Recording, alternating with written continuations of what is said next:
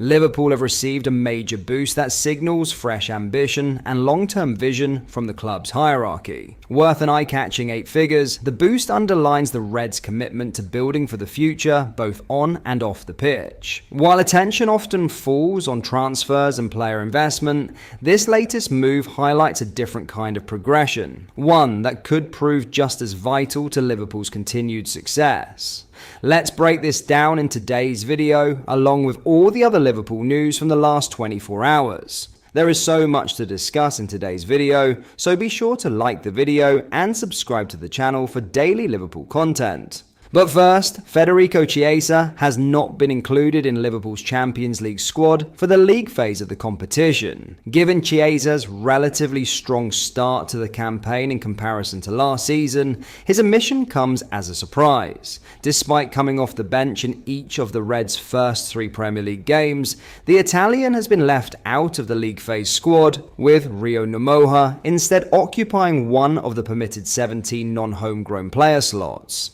Numoha, 17, will eventually qualify as a homegrown player but does not yet, thus taking up a non-homegrown slot. The reason why Chiesa has been omitted is quite complicated, but it seems to have ultimately boiled down to a choice between Numoha and the more senior attacker. The list of players is as followed: goalkeepers Alisson, Mamadashvili and Woodman. Defenders Van Dijk, Konate, Gomez, Leone, Bradley, Kerkez, Robertson and Frimpong. Midfielders McAllister, Szoboszlai, Gravenberch-Jones, Endo and Wirtz. And for forwards we have Isak, Salah, Gakpo, Ekitike and Ngumoha. In the Champions League, where homegrown rules differ to the Premier League, clubs can submit a squad of up to 25 List A players and an unlimited of number List B players to UEFA. List A has 8 spaces reserved for homegrown or locally trained players, plus 17 spots for non-locally trained players. Liverpool have used their maximum quota of 17 without Chiesa involved.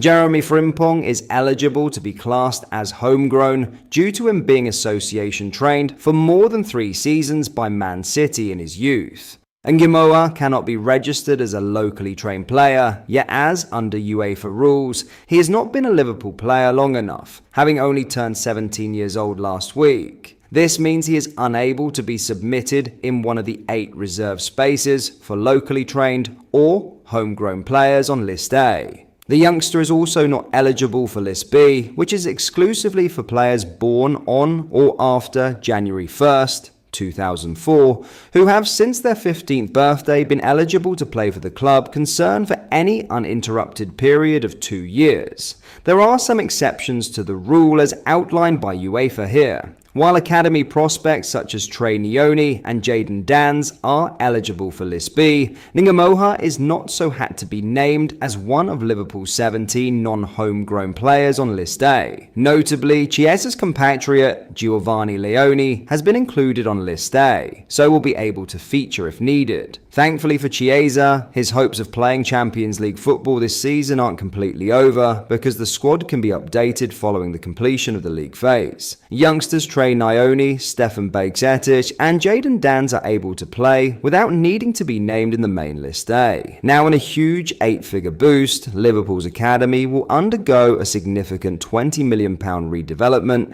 as the club's owners seek to recognise its role in the Reds' recent success. The training base for Liverpool's academy first opened in 1998 and, as reported by The Athletic's James Pearce, will now undergo a £20 million redevelopment. Liverpool will submit a planning application this month with the aim of completing the project by 2028, which highlights the changes that will be made. An indoor dome will be built on the current main pitch and connect to the existing building at Kirkby, though this will temporarily displace home matches for the under-21s and under-19 Youth League. The outdoor pitch, currently artificial, will be replaced with a grass pitch and will have a new stand for around 500 spectators, a sizable increase on the current facilities. The club are also seeking to enhance their medical and sports science areas within the academy setup, with FSG viewing the redevelopment as recognition for the academy's role in the club's recent success. While the significant changes will take place over a number of years, The academy has already had work undertaken over the summer to enhance the existing facilities. Around £2 million has been injected into the facilities, with cages for small-sided matches, a padball court, an athletic development and skills area, and new floodlighting installed. It's a big statement. The owners have embarked on a number of infrastructure projects in recent years, Academy Director Alex Inglethorpe told The Athletic. With the redevelopment of the two stands at Anfield building the AXA Training Centre to put us all on one site here at Kirkby, and giving Melwood a facelift for the women's team to go there. We've always been patient as an academy, knowing where we sit in the order of things, but now it's our turn and it's really exciting. We've never had a full-size indoor facility before that would match up with a lot of our competitors. It is timely recognition for the academy, following a summer in which the club recouped £104.4 million from players who have graduated from Liverpool's youth system. While first team matters dominate headlines and discourse, the investment throughout FSG's tenure off the pitch has taken the club to a new level, and the academy will be no different. In other news, Liverpool defender Ibrahima Konate has trained with the France squad just days after limping off in the win over Arsenal. Konate was forced off in the 79th minute on Sunday, meaning he watched on from the sidelines as Dominik Szoboszlai scored the only goal of the game with a stunning free kick. Speaking afterwards, Liverpool head coach Arne Slot played down the severity of the Frenchman's injury, but was hopeful the scan would return some positive news. Slot said, "He thinks it is cramp, and I have no reason to doubt him, although sometimes players talk about cramp, and then we make a scan, and it is more than that. Jeremy Frimpong wasn't too happy, like some pundits and journalists, when I took him off against Bournemouth because he thought he only had cramp, or only felt a little bit, and he is already out for 2 or 3 weeks now, let's wait and see." On a positive note, Joe Gomez, what a 15 minutes. I had to make one difficult choice today because I had to leave one player out of the squad with only Jeremy Frimpong being injured, so then I only had to make one difficult decision on who I could not take in the squad.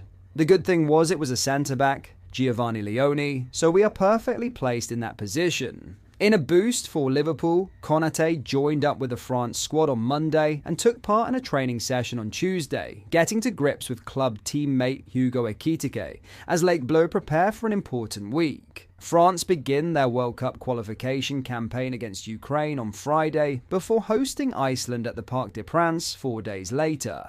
Konate is in line to start both games following Arsenal defender William Saliba's withdrawal from the squad due to an ankle injury he suffered at Anfield. But that is all for today's video. Thank you for watching. I hope you enjoyed. If you did, please drop a like on the video and subscribe to the channel for daily Liverpool content. We post all the latest Liverpool news every day, so join our fast growing community so you never miss out. Thank you. I'll see you in the next video.